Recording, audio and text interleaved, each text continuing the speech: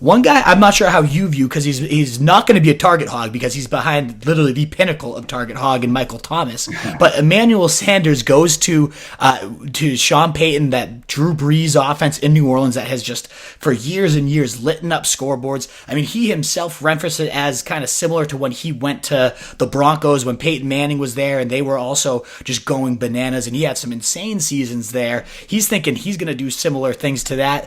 What do you think? Does Sanders have some sneaky upside there?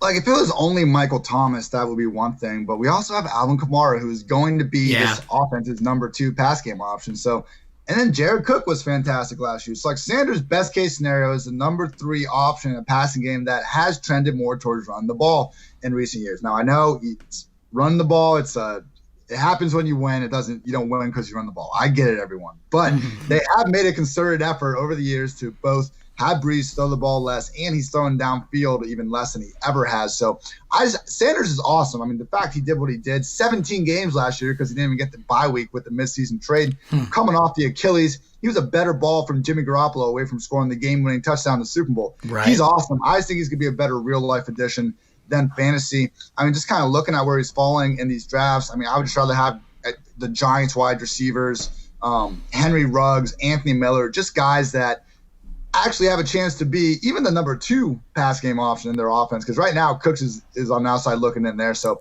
I'm sorry, Sanders on the outside looking in there. So better real life addition than fantasy.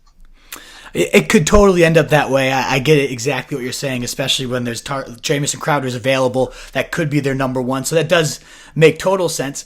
And I don't know whether I should put much stock into this, as I sometimes do. But one thing that I love is that the last time he played the Saints was that insane, 49ers Saints shootout at Week 14 of the Superdome. He had 7 catches, 157 and a TD, scoring 34.1 points. And there's something about when like a team just gets dominated by a guy, and then you got the Saints who never really spend up at wide receiver. We haven't seen it in years, and they just go out.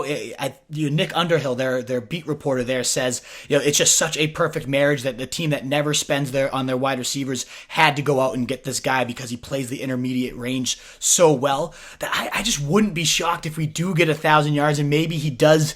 Kamara is such a different role as well, but maybe all of them blow up and we just get one of those wild Drew Brees seasons where he had 5,000 yards and 40 TDs like it was clockwork for so many years. I doubt we get it. I know we talked about it last week that's probably unlikely, but ultimately I would not be shocked at all to see 1,000 yards and maybe 6 to 8 TDs out of Sanders. Just another guy I think that has that unsexy type of upside for your auction drafts. Again, pay $60 for 3 different running backs, pay 180 total, and then just pick off whatever these wide receivers are falling for cheap.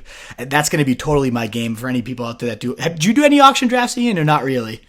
Not really, but I'm curious about him. I like that strategy you got going on there. Because, it's not like if you're starting Manny Sanders in a decent enough matchup, you're not going to feel bad about it by any means. I think he'll be a popular DFS target throughout the season when he's underpriced a little bit. But, it's just comparing him to who's there. But, auction, he can go under the radar for sure. Absolutely.